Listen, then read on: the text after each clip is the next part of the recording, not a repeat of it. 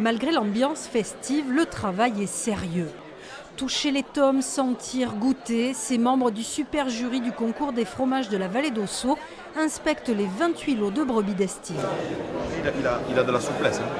Non, en qualité de pâte, il est assez souple quand même. C'est vrai. En fait, on est là pour évaluer le lot de fromage par rapport à la qualité de croûte et la pâte en fait.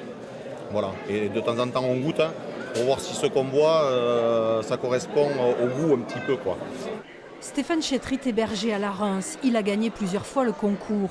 Estive ou printemps, il présente des lots dans chaque catégorie. On essaie de voir s'il y a des défauts. Donc je n'y vois pas de défaut pour le moment. Il faut rester très humble toujours dans le fromage. Donc après, c'est le jury qui choisira. Mais pour l'instant, le lot, il m'inspire un petit peu, mais jamais de pronostic.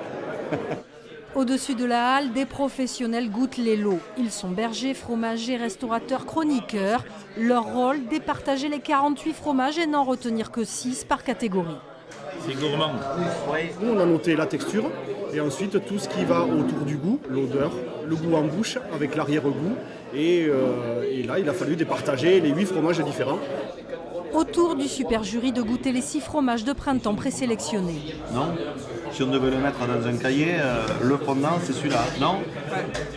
Sur l'ensemble, on a eu des très bonnes textures, des goûts assez variés, certains un peu plus prononcés, un peu plus puissants, et d'autres plus équilibrés, plus fleuris, on va dire.